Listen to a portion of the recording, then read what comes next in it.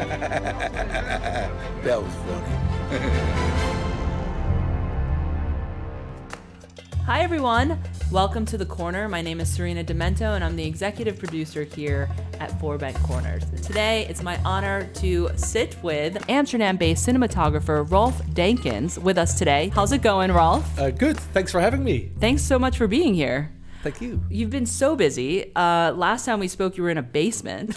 Oh, yes, exactly. Yeah. So Yeah. what were you doing? No, I had a bad cell phone reception because we're filming this horror series right now. We wrapped principal photography last night at 2 a.m. Oh, wow. And so it was. I was in a bloody mess. Somebody cut his wrists and walked into a lion's den and got eaten by the lion. So it was kind of dramatic. Yeah. That is that is the best reason for not answering the phone immediately. Yeah, exactly. So I was kind of busy, and then you emailed me. Well, cool. Well, happy to have you here. Thanks. And I'd love to know what got you into this industry. Well, it's weird because my family has no creative background, but since I was very young, I think at the age of 10, I just wanted to be a cameraman. So yeah, I found out there was a film academy in Amsterdam. And when I was 17, I was allowed to go to the Netherlands Film Academy. And I was one of the youngest students ever because I knew it so young that I wanted to be a cameraman. So, yeah. Was there a film or something that just sparked that idea in you? Well, yeah. I think in 1992, I went to Jurassic Park, the movie, the Steven Spielberg movie. And I saw it 18 times in cinema. 18 times? 18 times, Wow. 2 times in IMAX, even then. So I was such a big fan. And I always thought that movies were made in America. So in Holland, I would just be a cameraman for the news or for TV shows, like documentaries. And then at the Netherlands Film Academy, I found out that there were more enthusiastic people like myself. And they wanted to make movies. And I thought, wow, it is possible to make actually movies. So, yeah. And the funny thing is, I had a dream as a kid, but the dream only became bigger during the years at film school and after film school. So it's great. I really like it.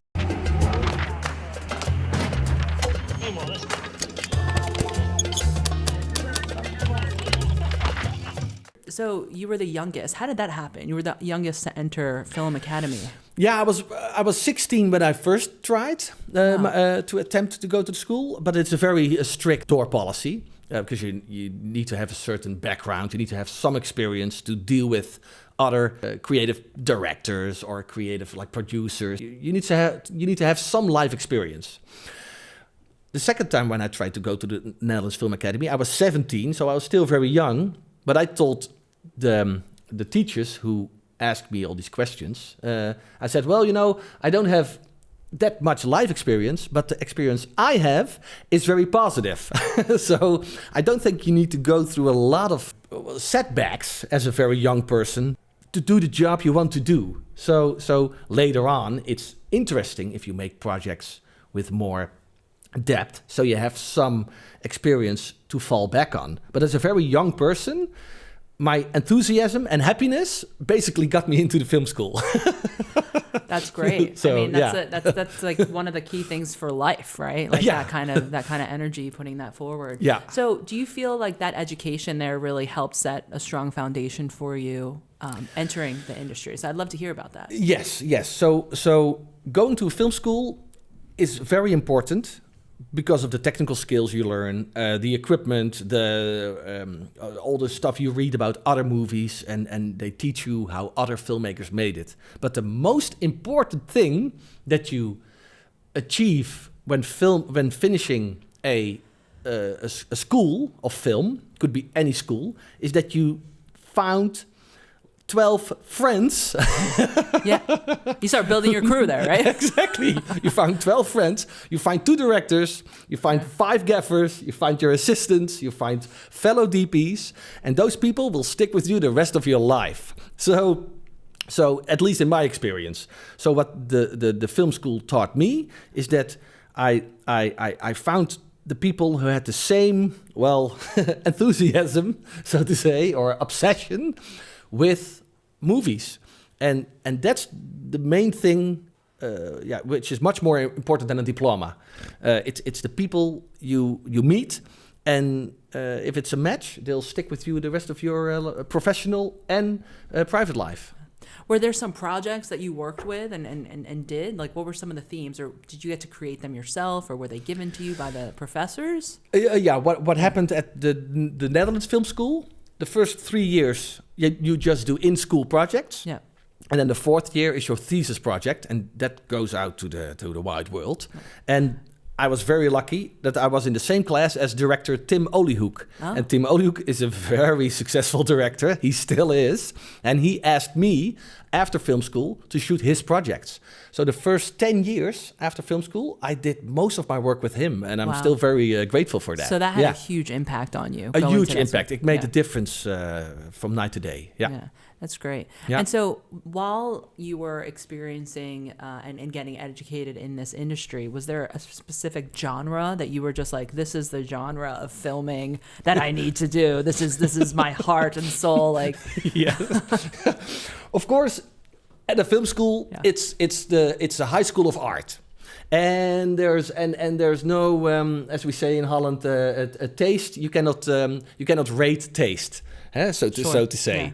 And my taste is always the big American movies. Oh yeah, Jurassic Park. Exactly. Yeah, okay. The big mainstream directors: James Cameron, Michael Bay, Steven Spielberg.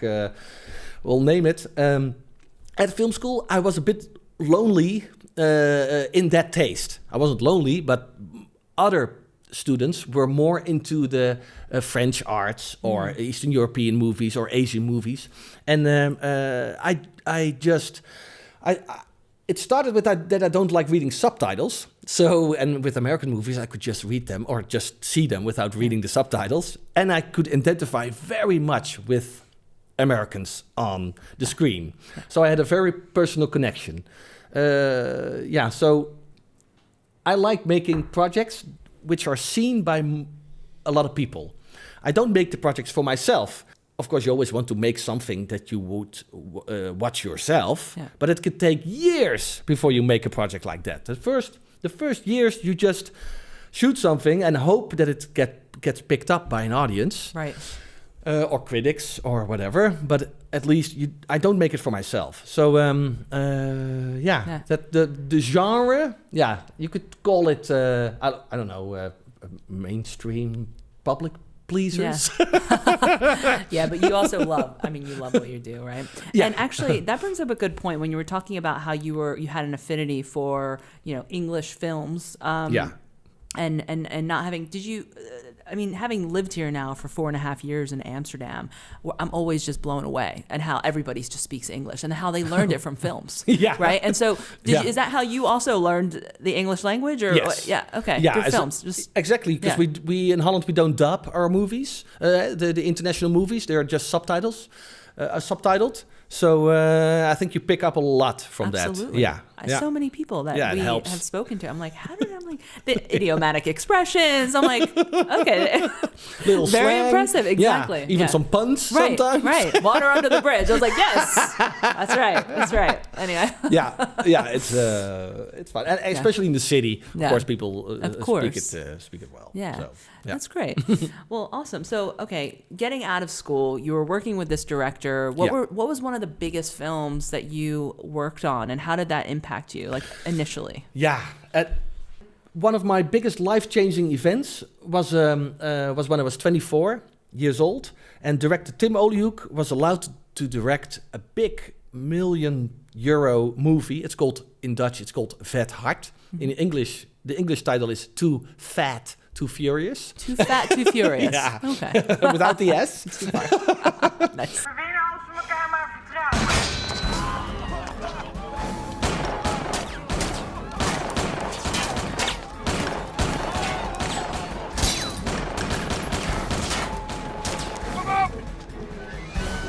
And it's an action comedy, and it had like a €4 million budget, which is insane. It still is a lot of money, and especially for a 24-year-old DP, just coming out of film school 3 years before, shooting such a big project. It was just it was amazing to shoot it, and it was a critical and box office success. So before that movie, I was still, I was a camera assistant, I was an electrician, I was a grip assistant. But when that movie came on my path, I was a DP, official DP. I got a website, I got recognized as a DP. Because in your mind, you're already a filmmaker, but you just need to convince so many people on the globe that you actually are before they give you the break. And yeah, when you get the break and you do it well, you show up on time, you do your preparation, you're just a happy person, you're not miserable, you respect your colleagues, you understand the knowledge of your fellow workers, which are 20 years older. You use that instead of fight against them. And then it became a success. So, I mean, yeah, absolutely, I would say, right? Yeah. So in speaking to that, did you feel like you had to wear a lot of different hats prior to becoming a DP? Yeah. It's always a delicate balance. It still is. You're always stuck between the producer and the director. Right. The director wants this, and the producer always also wants this, or even more, but the financial the possibilities are always lower. And it's a good thing, because then you're always thinking about every step double, and you don't take anything for granted, and you appreciate anything that happens on set. So, because every day on set is a miracle happening, because it's amazing that we get to do together. this. Yeah, isn't it's it coming amazing? together. It really Yeah, is. that somebody's sticking his neck out or her neck just to make this project is a blessing. Yeah. And then next to the hat you're wearing with the director and the producer, which are the two very important people, you also have a crew. So you have a gaffer, you have camera assistants. This first feature I shot was with 4 cameras, so I had a lot of crew to navigate. Mm-hmm. We had a lot of moving parts. And I just remember as soon as the green light came for that movie, I was just sitting with the director for weeks and weeks, turned into months and months of preparation.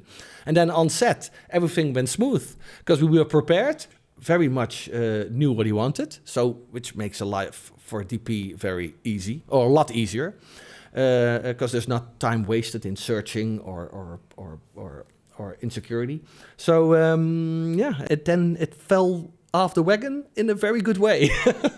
And that was your first film. That was my first feature film. Feature film. And then were you just like, this is it. This is the path. Yeah. This is for me. Yeah, I already, from day one at film school, I always knew this is the path. No. So I was very determined. And it's a big blessing, because as soon as you know what your path is, it's very easy to separate the bad from the good for your personal endeavors. So that's the weird thing about passion. It makes the effort much less than if you don't like what you're doing.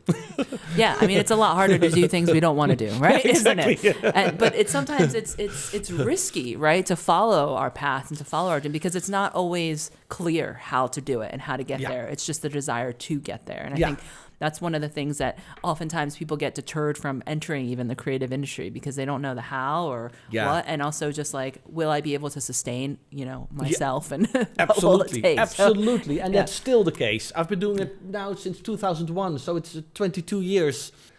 I don't even know what I'm doing next week. So it's that uncertainty. It's like being comfortable with that uncertainty, and it's just part of the job description, right? In a way, And but the first 10 years, when I didn't have work, like in December or January, I thought I was a one-day fly. I thought, okay, they found out that I'm an idiot. They found out that I'm not capable of doing anything. This is where it dries up. I'll be filming something I don't want to for the rest of my life. But then the good calls come again, and then in June you're filming again. What do you think? What do you think helps create that? And what do you do in those times? Or, I mean, obviously you're very, very busy. But in the times where work wasn't as, abundant, what would you tell yourself, and how would you kind of keep yourself level and confident and stay the course? Yeah, that's a very good question. But when you do a movie, and then after that there's the black hole, as we say in production. So, I call them the post-production blues. Just like exactly. your whole life is consumed by, and then all of a sudden nothing. Pew, and then It's like, everybody separates and they're gone. They're Right. either working on other projects or in a different country. Postpartum. And then you're like, production, wow, okay, well, what just happened? Well, that was pretty insane, right? Yeah, that was pretty awesome.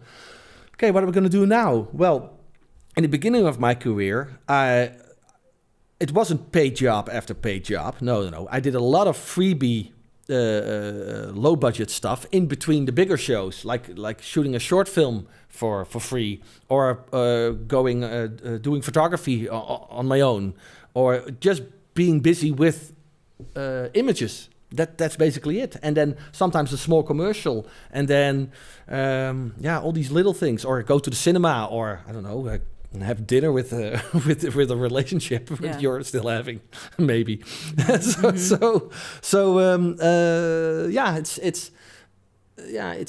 especially those. It's very important that happens, because if you go from one project to the other project, at the end you can only make movies about making movies, because there's nothing has happened in between those projects. So it's good to take a break once in a while. To actually live life. Yeah, exactly. Because then that informs your work. Exactly. Right? Yeah. Exactly. Yeah. And I love to travel. So when I have some time off, I take a photo camera and then I go to a country which is not a vacation, but more of a demanding travel destination. Yeah. And that's why I relax. That's wonderful. Yeah. Yeah. So, Rolf, tell me, what was the last trip you went on? I went to Ethiopia. Because it's a country that has a weird connotation for us Western people. We think of famine and wars and misery. But as soon as you hit the ground there, people are smiling. They welcome you. It's amazing to take pictures. The lighting is amazing. The nature is beautiful. And I just went there by myself for 3 weeks. And I even taught a little bit there at the Blue Nile Film Academy, which is in Addis Ababa, the capital. Yeah, that's fantastic. So on your holiday, of course, let me get that straight. On your holiday, you went to an academy to teach them about film. Of course, yeah. Otherwise, you're just consuming, and it's nice to tell people how things are going on this side of the globe. So, and there are filmmakers everywhere, and there are cameras everywhere, and equipment. It's amazing. Yeah. You just this old shed opens up, and there's this beautiful red camera, and it's just standing there, polished and well maintained. Yeah, really, in Ethiopia. In Ethiopia, everywhere in the globe, on the globe. Cool. Yeah. Wow, it must be wherever you are. Well, that it just happens that way. That's very cool. Yeah, very cool. So.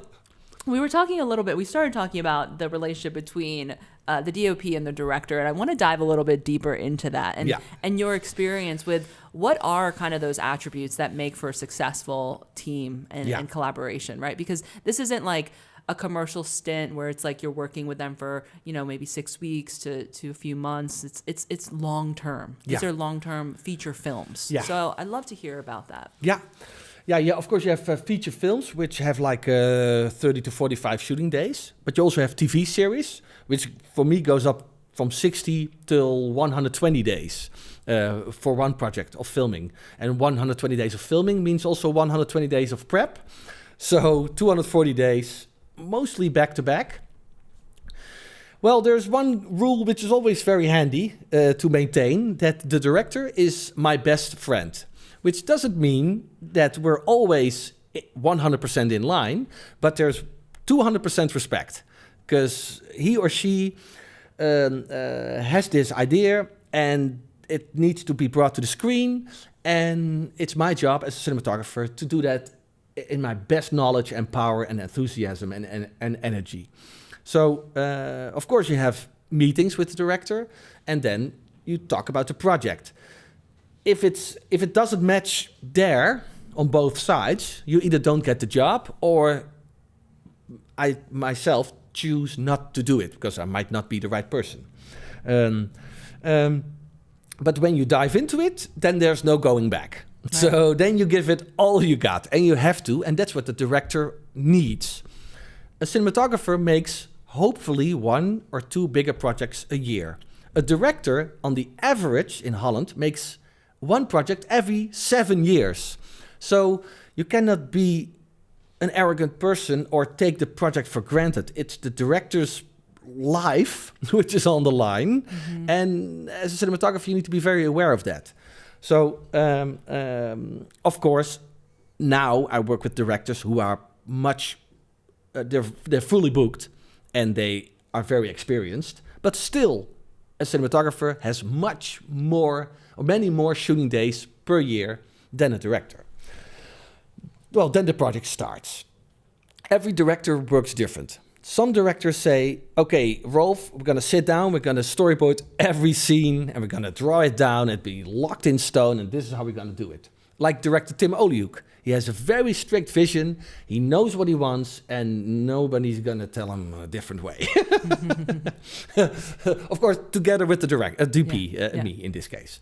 And then we have a shot list, and then that's the list. We talk with the first assistant director, who always says, it's too much, it's impossible, you cannot do that. Right, too many shots in a day. Too many shots in a day. Break it up. And if somebody would ever tell me, you don't have enough shots, then I'll stop. Right? Because you always need to overshoot your landing field because you can always scale it down. You can always scale down. Always. Right. And the sun will dictate you that you will have to choose your shots, which is fine. It's always a personal loss because those shots are gone in cyberspace and they'll never come back. But it's devastating. Yeah, devastating. But the audience will never know what's not shot. So as long as you tell the story, you're all good. Some directors are like, okay, Rolf, I'm only into the actors. That's my profession. I want you to do the whole visual storytelling.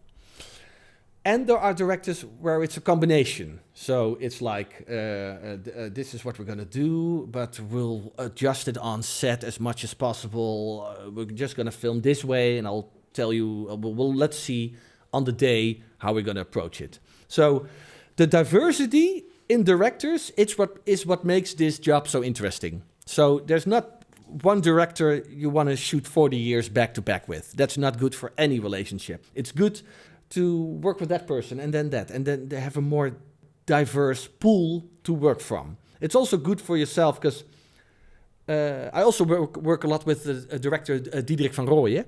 He's a great director. He did Penosa and we did the Stamhouder Legacy together. Yeah. And he's also a director who knows exactly what he wants, but in the pre-production, he knows the ballpark, and on set, he knows exactly what he wants. So you have all the balls in the air, and then at the last moment, you decide what you're going to do. I found out I have several teams for several directors. So like technical crew, who are preferring the different way of working.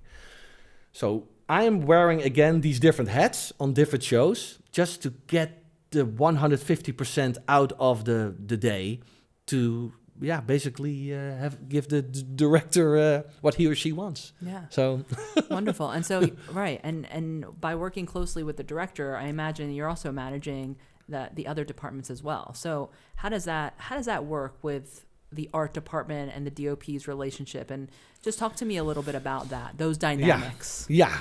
The relationship with the director of photography and the production designer is very important. Every time a cinematographer wins an award, it's also because the production designer did an amazing job. Because if I would be filming a white wall or at 12 noon outside, then it's not going to look good. So it all depends on how good the production designer and his or her team deliver a set. So I did a lot of period piece movies in the 14th and 16th century and 18th. Here, in the harbor. Mitkom! Офицер, пожалуйста, помогите! Krieg hin! Anlegen! Feuer! And I get a lot of compliments about the cinematography, but it is 80% the production designer who gives me this amazing castle or these amazing locations, or the wardrobe department, who all these costumes. And then for me, it's so much easier to light those scenes in a proper way than if that department doesn't do their job good. So also with building sets, so when it's all constructed on a soundstage, I'm very close with the production designer with the floor maps and how it's going to be constructed and where we're going to put the lights, and do we have enough practicals on the wall, so we always have a sense of depth, and we have light contrast and color contrast and all these things. So it's as an audience, you just take it for granted. It's there. Right. It's just there. when it's not distracting, that's when the viewer can really immerse themselves in the story, right? Yeah. And that's when you know you've done your job. Exactly. Have you ever been in a situation, Rolf, where you were kind of halfway into it and you're like, oh, there's a lot of like different ideas and we're really clashing here. How do you navigate that? Yeah. Do you ever have to compromise on your own desires and vision? and how do you deal with that? Yes. That happened. That was tough. 10 years ago, I did a lot of comedies back to back. And then there was one movie which came up. It was called The President. And I thought the movie The President would take me out of the comedy movies, the comedy project. Yeah.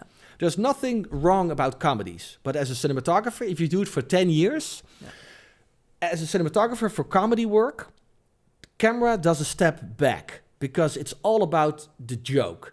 And jokes are never told forcibly. You cannot force a joke on the audience. The camera has to do a step back and basically film all mediums. You can't do fancy movements or dramatic lighting, because it will distract from the joke. So, and I made a lot of those movies. I love doing that. I learned a lot. But after 10 years, I wanted to do something else. So then the movie The President came up. And I thought, reading the script, it was a comedy, but it was more dark and gritty. And I thought I could give more of a cinematic approach.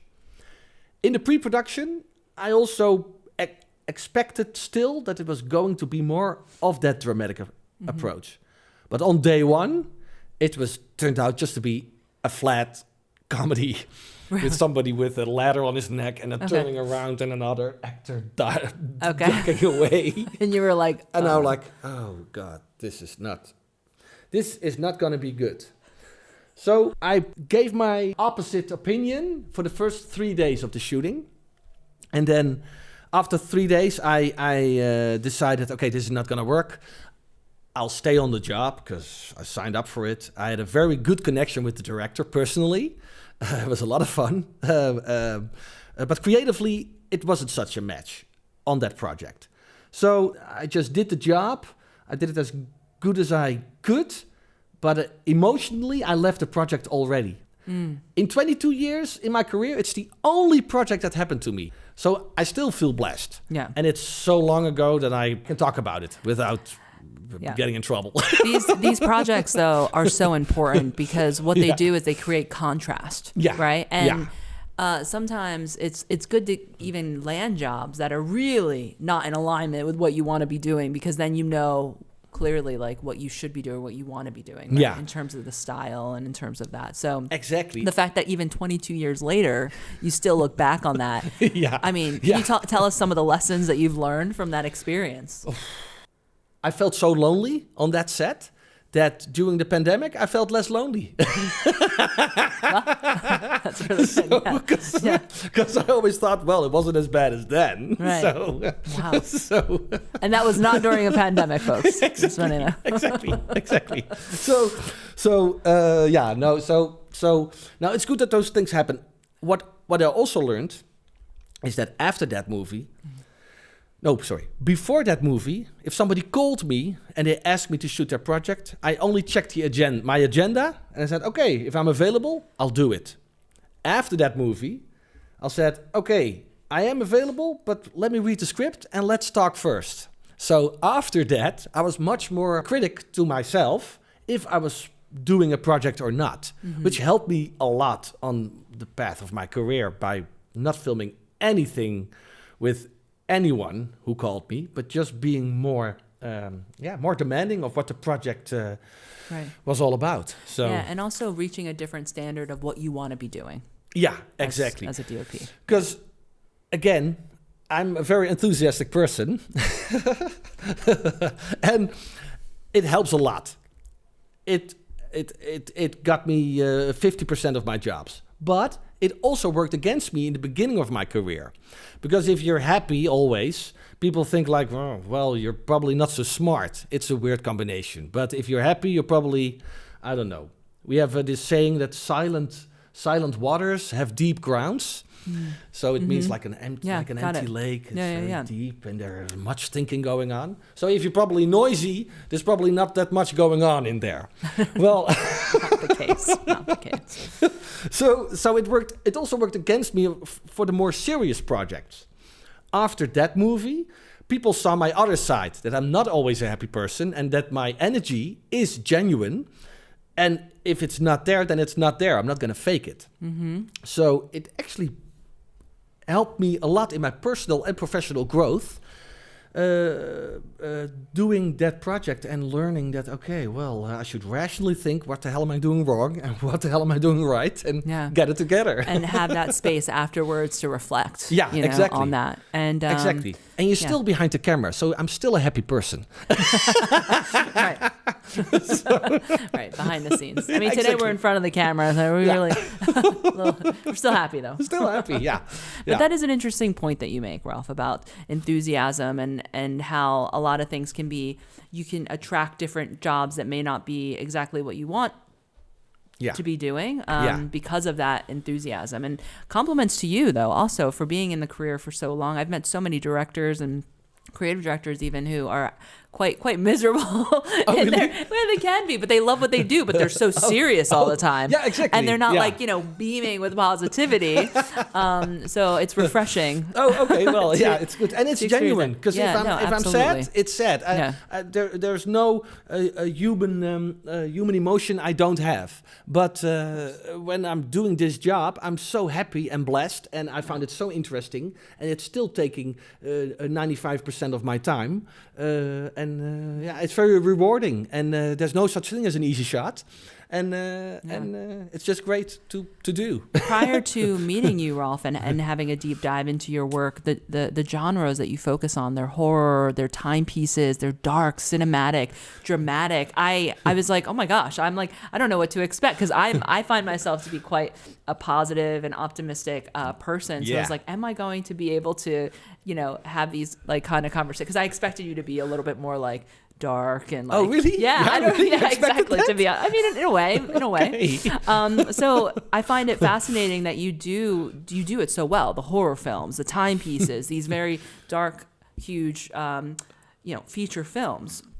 So do you find that that's just such a good outlet for you to experience that through the actors, through your work? Yeah, it is great.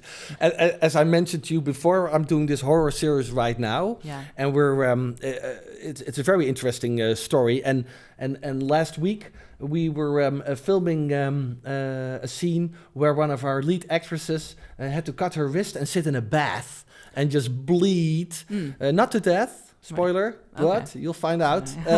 She's being rescued by some other evil person, and it was also.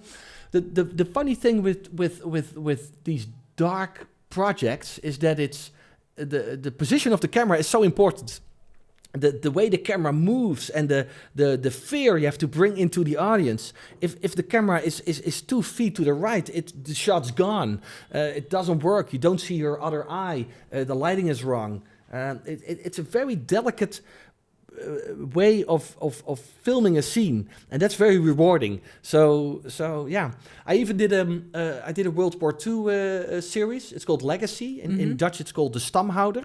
And we were filming these horrible scenes where villages were destroyed and people were shot through the head, and we filmed them all with real extras. We filmed it in Poland, where there's a big Holocaust history, and the extras had relatives who went through the same. And we're there on set, and we're filming it, and you're so focused and trying to do justice to the horrors that happened. It's such a weird focus on those days. And then at 1 p.m. the first AD calls lunch, and then everybody stands up and you walk to lunch and you're like, wow, this is so interesting and it's so demanding for our brains. And then in 45 minutes we'll be back in the trenches, and then imagining that people somewhere in the world are going through it for real right now again. And you're like, wow, we're allowed to do this job. Yeah, it's indeed, as you mentioned, the opposite of how I stand in life as a happy person and a blessed person. And then you film these atrocities, which really happening in front of your face. Thank God I'm looking through a camera, because you have some distance and you know it's fake, but it looks so real. You're like, wow, I'm gonna put the camera down. I need a glass of water. Or wine. Yeah, exactly. I don't drink during production. Oh, yeah. Good point. No drinking during the production. Good disclaimer. But that brings up a really good point, right? So when you're immersed in these timepieces, right? Your whole like your mind, your body is there. Yeah. Right? Yeah. Do you find it difficult to, end the shoot day and go back to kind of normal life after that? How do you navigate the two worlds? Yeah, it's a good question. I have a lot of friends who also work in the industry. So for me it's easy to digest, and I have this weird way of coping with productions by making my own making of. So I do my own behind the scenes. I have a couple of GoPros with me and my iPhone. I put them on stands and they just record the whole day. And then in my hotel room, I watch it back and I edit it together. And then at the rep party, I'll show my end result. Wow.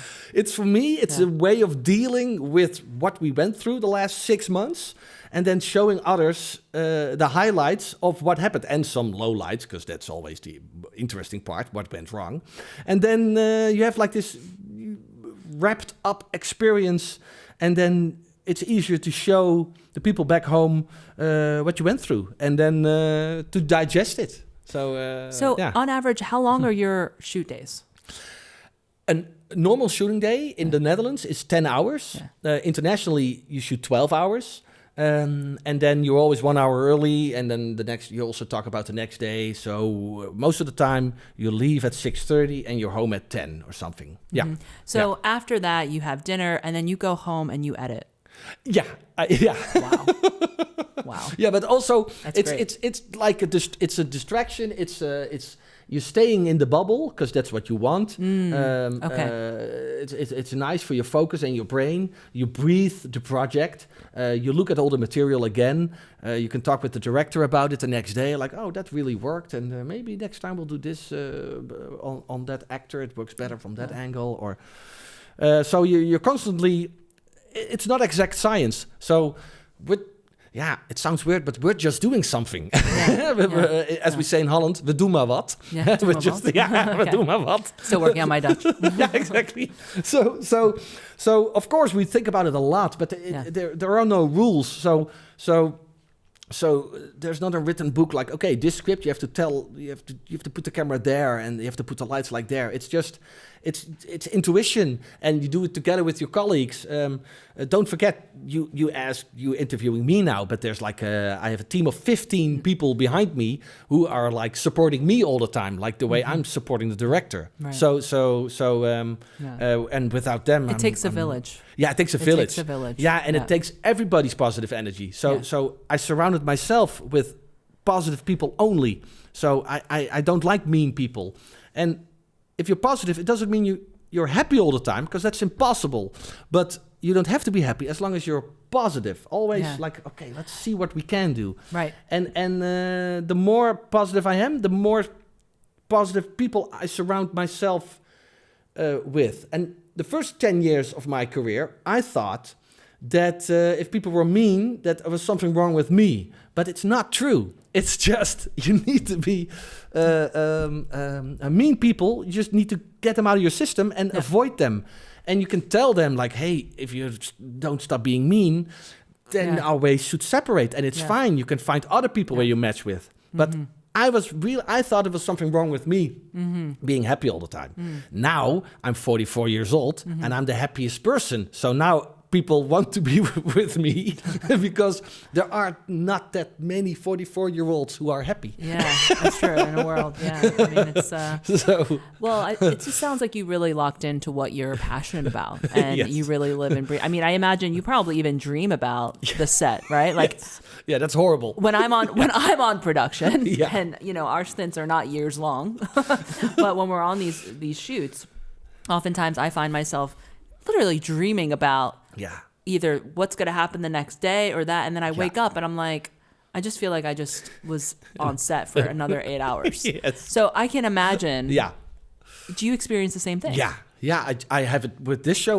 We just finished, and we had a rough day last week. And the director was on had a lot of responsibility. The shooting days were very expensive, hundreds of thousands of euros on that day because of it all came together, and the tensions were high. And we prepped it very well, so everything went good. But still, the energy was very high, and the voice of the director was in my head the whole night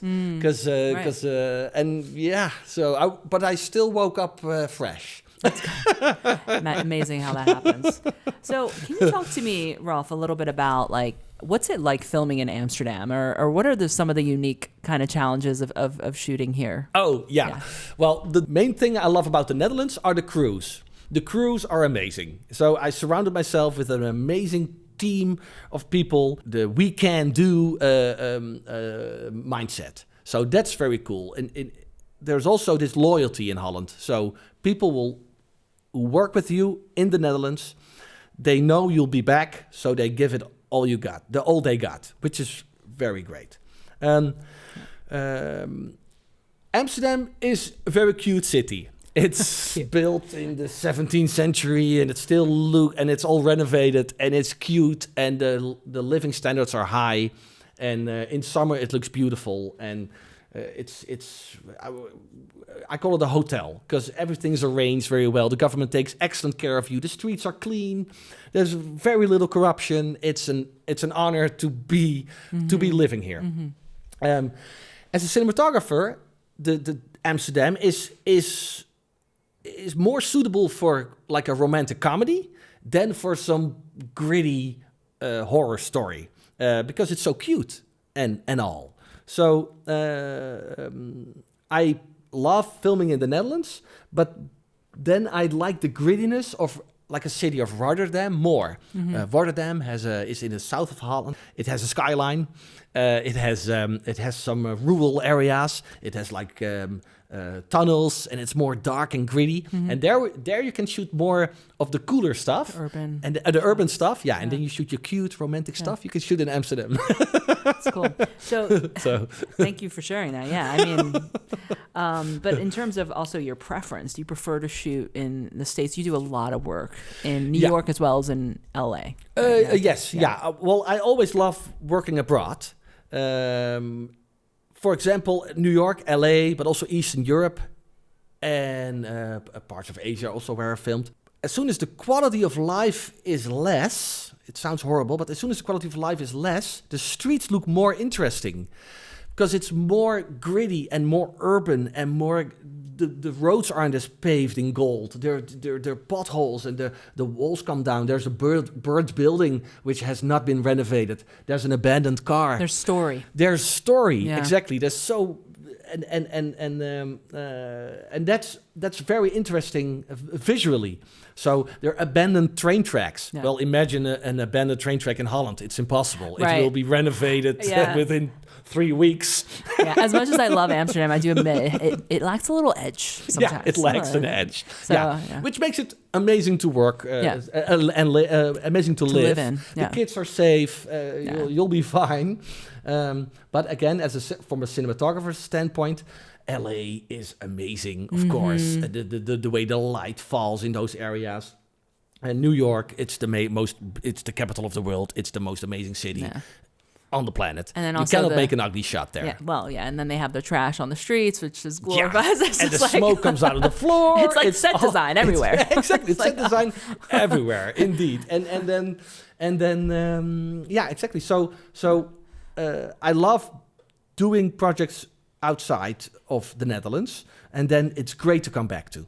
So, yeah. Right. That's also how we operate as well. I'm going to be back in New York as well this summer, so I'm looking forward to that. Ah, nice. So obviously the industry that we work in can be very demanding, right? Yeah. So how do you cater to and focus on also your personal life outside of? Do you have a personal life outside of? Yeah. I have a personal life. Yeah. It's very demanding. When you get a job, especially when it's abroad, you're away from home for 3, 4, 5, 6 months. I did one show which was 14 months. Wow. Only the Christmas hiatus we had for 2 weeks, and the rest was just continuous working.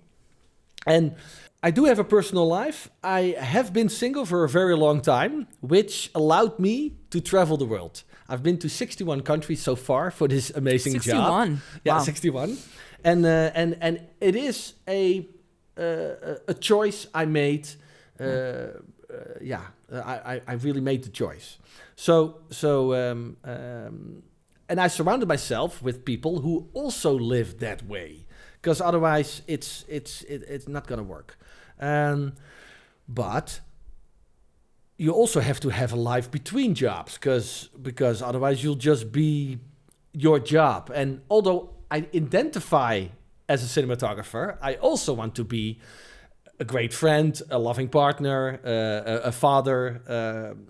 So I designed my life in a way that it worked. So, for example, I'm a donor for a lesbian couple, and I have a son. So I have a 3.5-year-old son. Oh, that's fantastic. Which I visit now and then between shoots, and then I can be and I can have that part of the father life without feeling guilty of being away for 6 months, because it's what he's taken care of by 2 amazing women, and that, which makes it easier to focus on what you have to do, right? Exactly.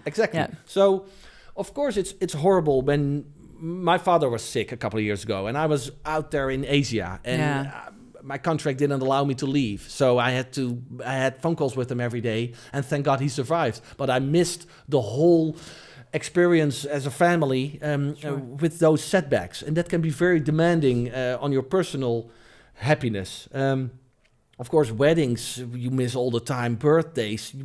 When you're out there, when you're gone, you're also not even physically gone, but you're also mentally gone. So you don't pick up the phone every day with your loved ones to check in. So now because of FaceTime and all these technical stuff, it's easier to have a human connection, but it's a choice you have to make. And I found out that a lot of people do a step back when they reach a certain level, because it's so demanding with the hours and everything.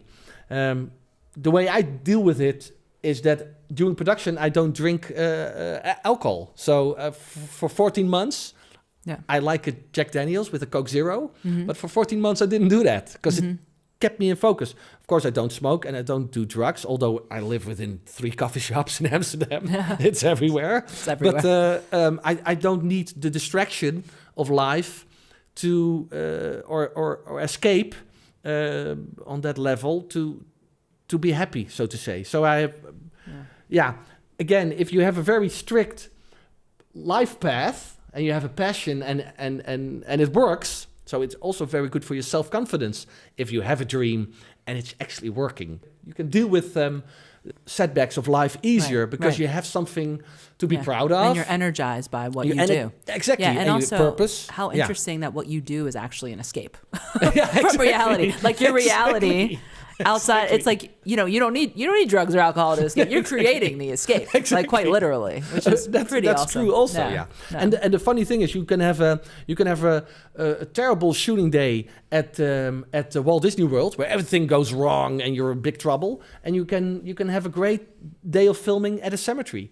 So you have these weird circumstances in life on set where things don't match, and it's just a cocktail of interesting experiences, and it doesn't change in a weird way. It's still demanding, it's still funny, it's interesting, and that's where I got a lot of energy for to keep going. And you cannot have it all. you can't travel the world for 6 months and be home at the same time, Yeah. of course. So Right. so you have to Compromise. choose what you give up.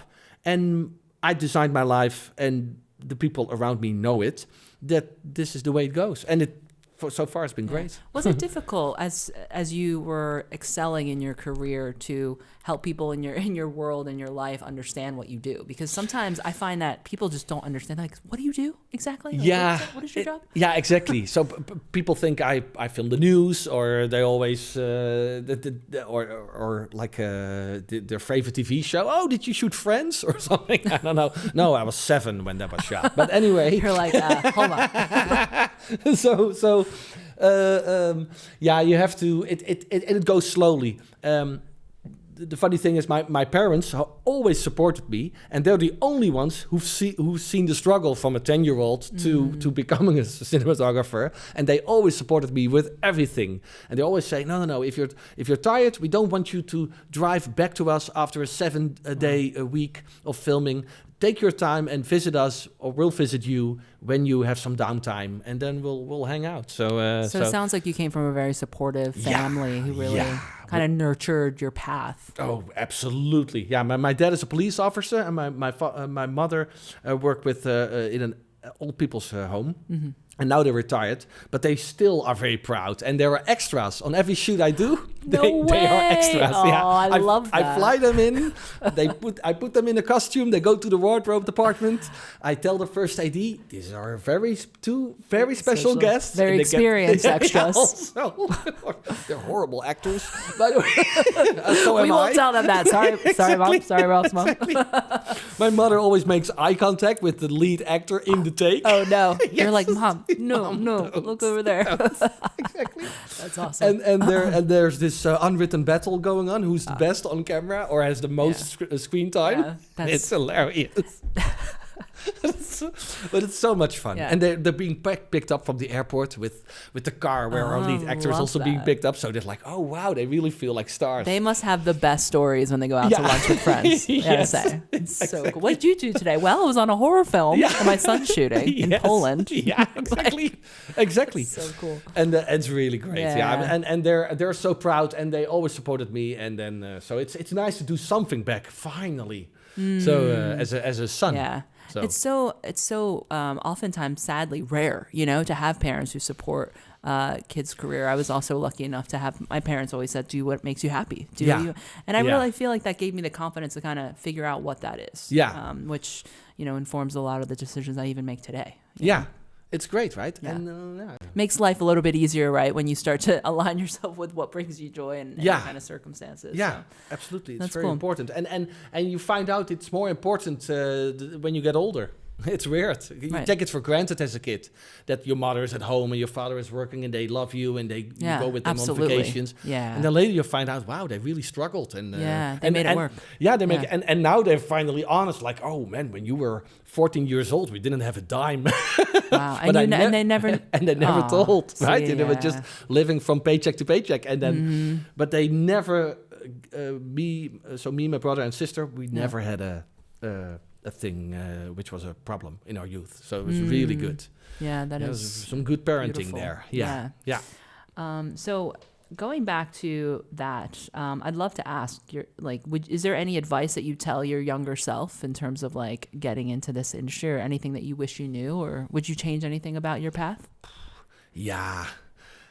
I would tell my younger self that don't be insecure that you're always a happy, positive person, and that when people think you're less interesting because of that, don't let it change your path.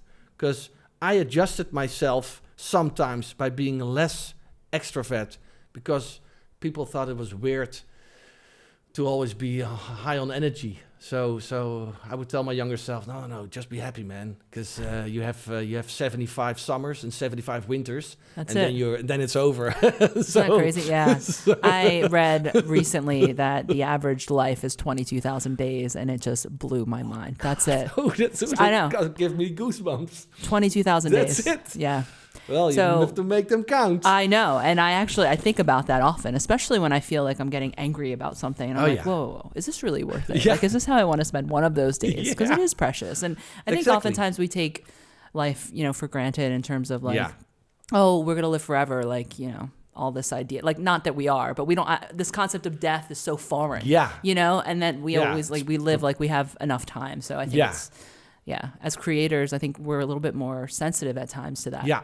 Because every project counts. Yeah. And we want to make sure that if we're going to create it, that's the last thing. Like, Exactly. we're going to create. What if, we're gone the next day? Then it's Exactly. kind of, so it does add a bit of pressure as well. Also, and if you have a dream and you fight so hard for it, it's not like, because now we're talking, it feels like a nice path. Oh, it's so nice that he met that person and then they moved on. It was just a miserable way of setbacks all the time, and then you get the project that your dream project just doesn't go through at the last moment. Yeah.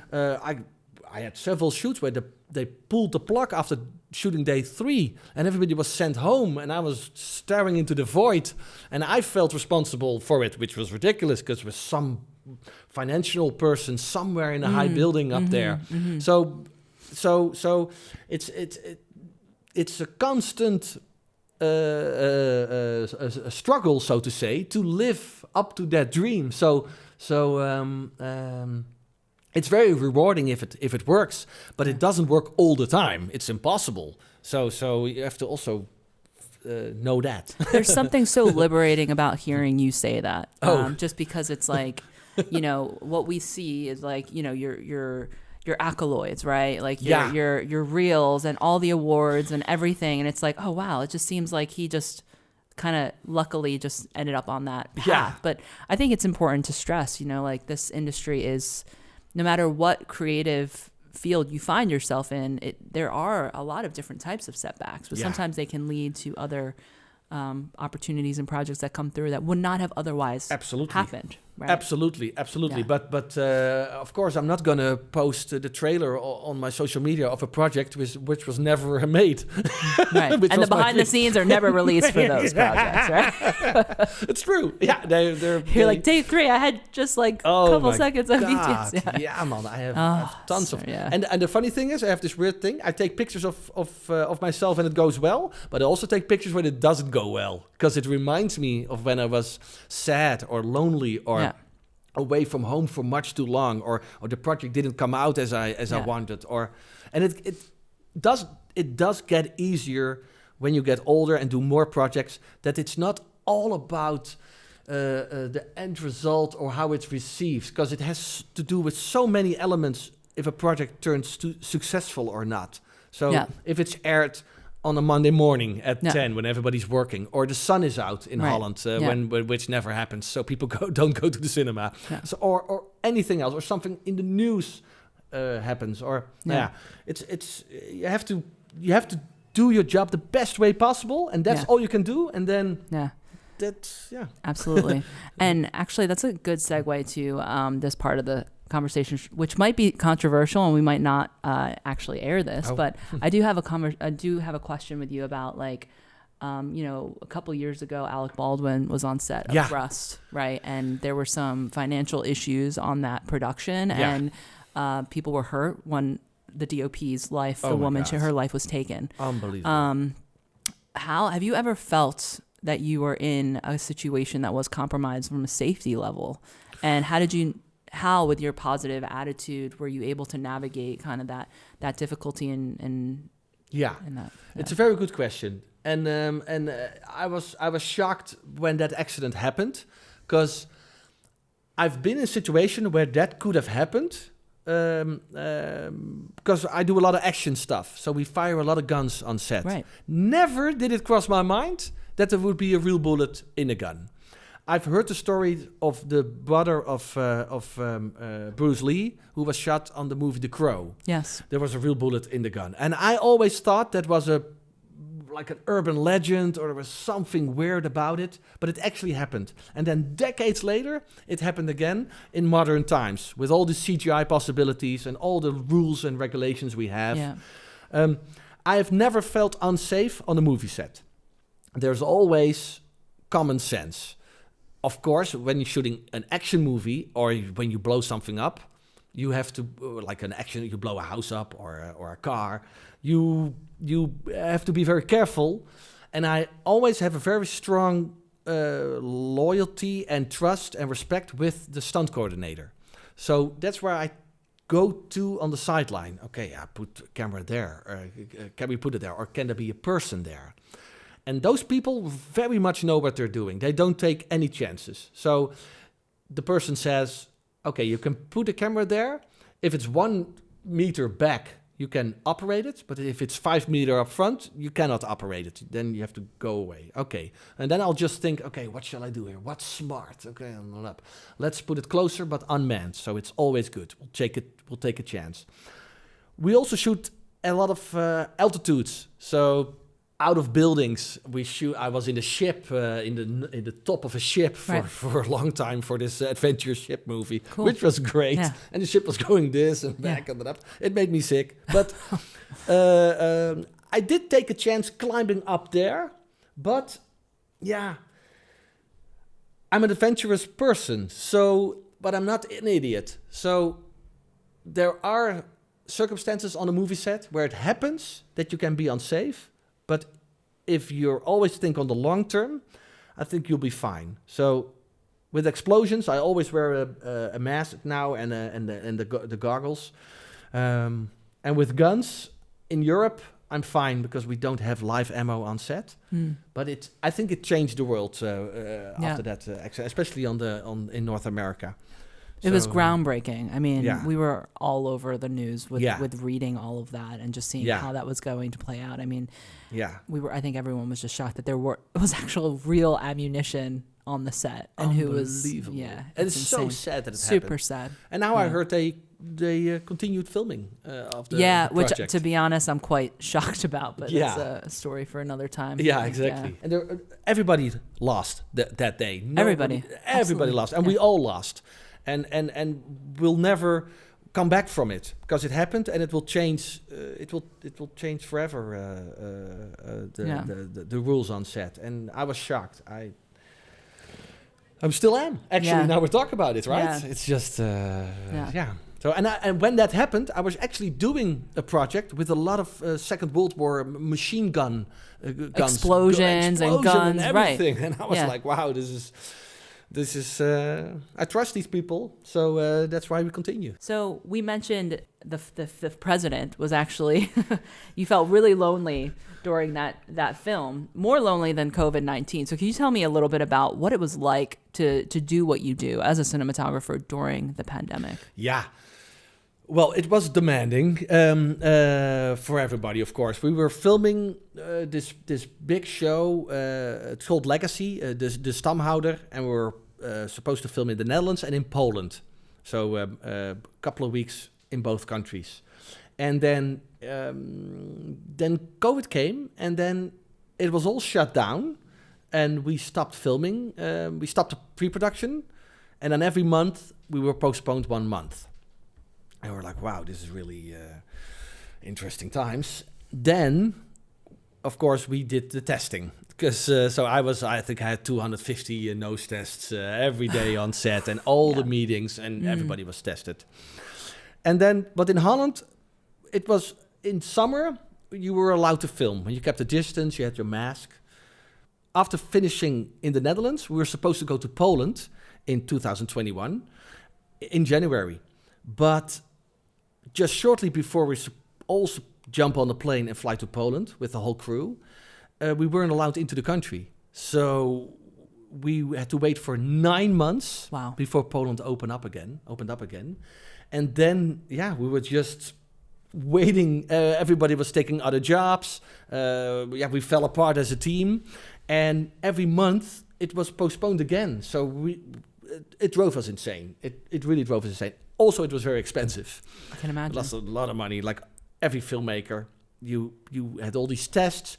You need to be put in quarantine. If you had it, we stopped filming for a couple of days. If one of the lead actors was sick, it was messy, and filmmaking is always kind of chaotic organization without a pandemic, right? Exactly, without a pandemic. But this was 2.0. Also, before so on March 16, 2020. They pulled the plug on everything in Holland. We went into lockdown. And in January 2020, I was going through some personal withdrawals in my relationships. So in the relationship. And I thought, oh, well, it's fine.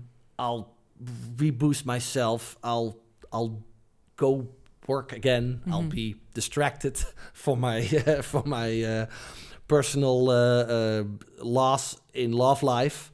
And then COVID came. So it was just, for me, it was added up. So I did try to put it as something positive again, COVID, because I start making a little film about Amsterdam.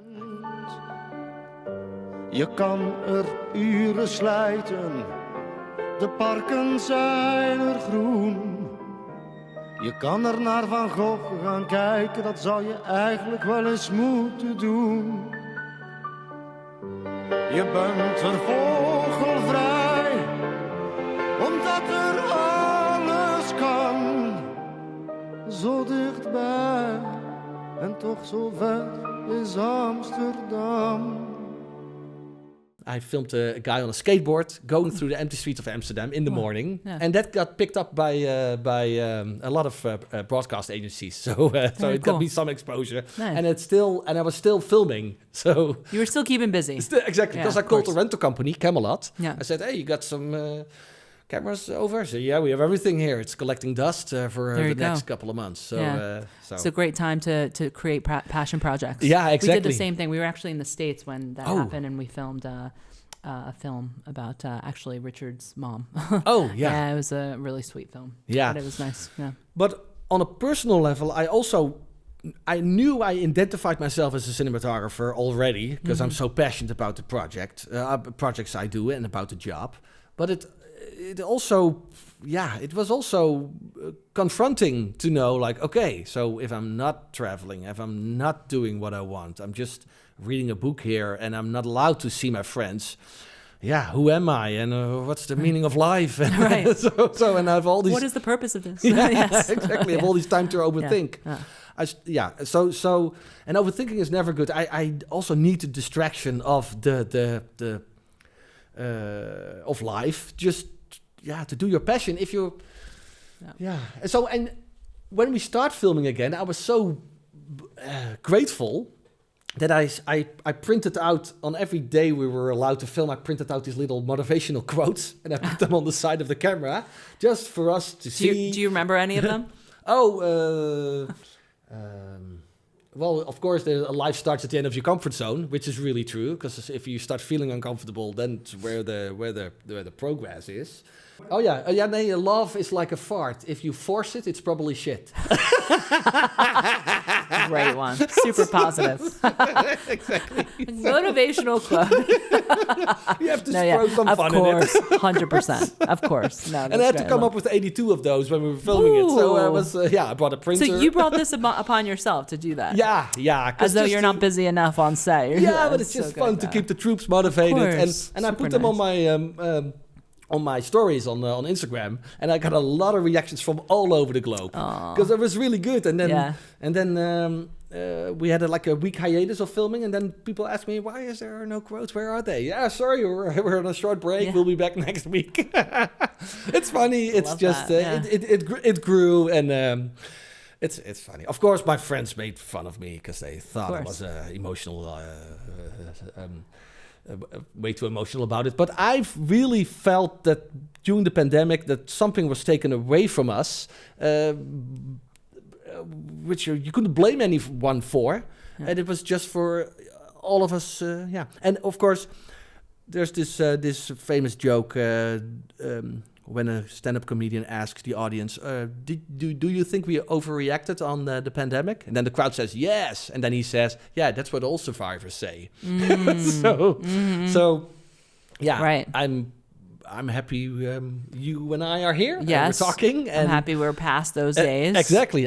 And Yeah. and I enjoy every day even more after the pandemic. So Yeah. that's a good thing. You have to Exactly. switch it in something positive, because otherwise, if Yeah. you dive into it, you feed yourself with negative thought and you'll Yeah. spiral down. It's unnecessary. And we only have those 75 summers. Exactly. Heartbreaking. 22,000 Yeah, days. 22,000 It sounds even days. shorter Yeah, in a yeah, weird it's- way. It's like around 75 years on average. Yeah, I think. So tell me, three words, right, that you think are really good attributes for DOPs in today's world. Like in 2023, what are 3 key attributes that a DOP should have? 3, I think you need to be flexible, you need to be optimistic, and you need to be prepared. Yeah, I think those 3 things will get you there.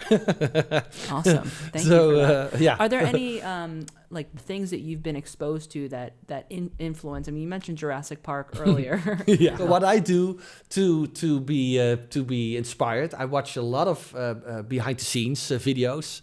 I see every movie. I live near the Tuschinski cinema and the City and the Munt. So I Love that cinema. One of my favorites in Amsterdam. Yeah, exactly. So I go to those 3 cinemas all the time. I thought you were going to say you live in the cinema, by the way, for a second. Well, yeah, I have an unlimited pass, so they know my face. So what's going to be today?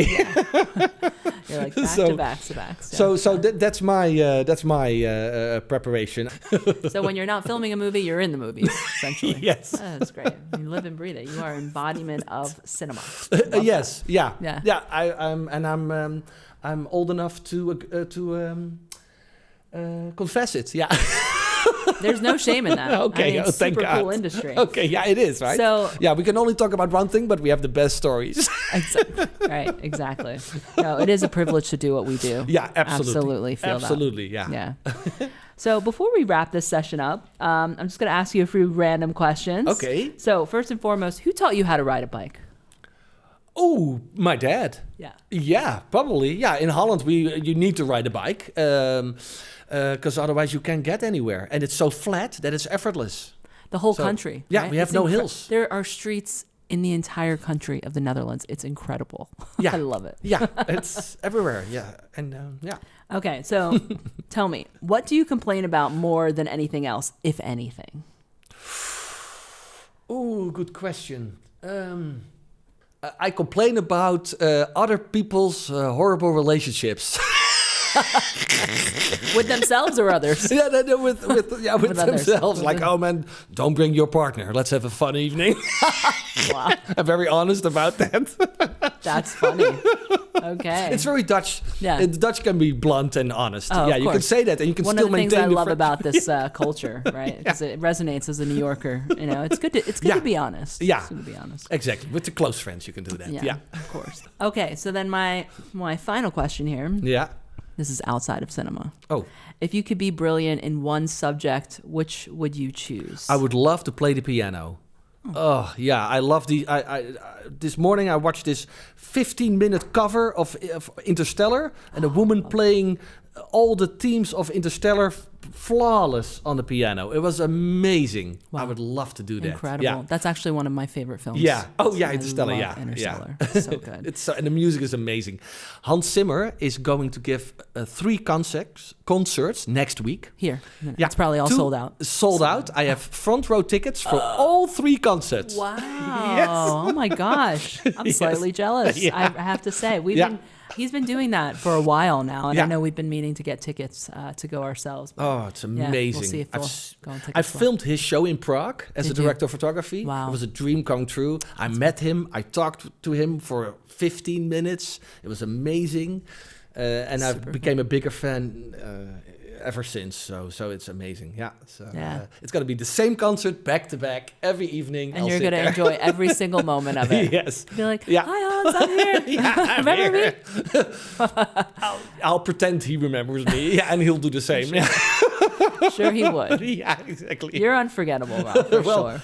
Yeah. Thank you. That's, Yeah. Thanks so much for joining us today. It's been Thank an you. absolute pleasure to have you on our show. And looking forward to all the incredible work you've yet to do, and keep us posted. Thank you very much. Thanks for having me. Yeah. Awesome.